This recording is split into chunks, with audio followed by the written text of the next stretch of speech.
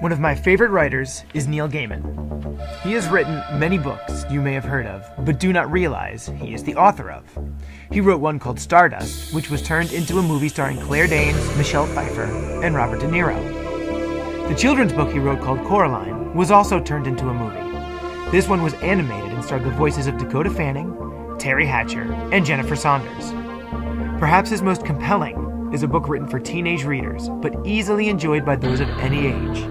This book is called The Graveyard Book, and while intended for a younger audience, every parent should read it. The Graveyard Book is based on Rudyard Kipling's series of books called The Jungle Book. As many are aware, Walt Disney has created two beloved movies based on this work. The first was an animated film, and the second, more recent one, is a live-action work that uses computer animation to create the animals that become the stars.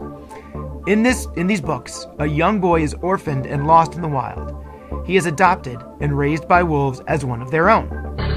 In The Graveyard Book, Neil Gaiman changes things a bit. The story opens up with the murder of an entire family, except for a baby boy, who toddles out an open door and up the road to a graveyard.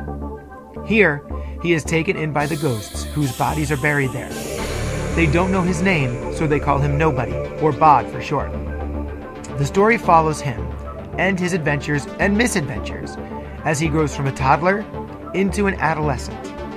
Eventually, just as in the original work and the movies based on it, Bod must confront his greatest fears and those who were stalking him as a baby. He then must confront the fact that he has outgrown his surroundings and longs to be with his own kind.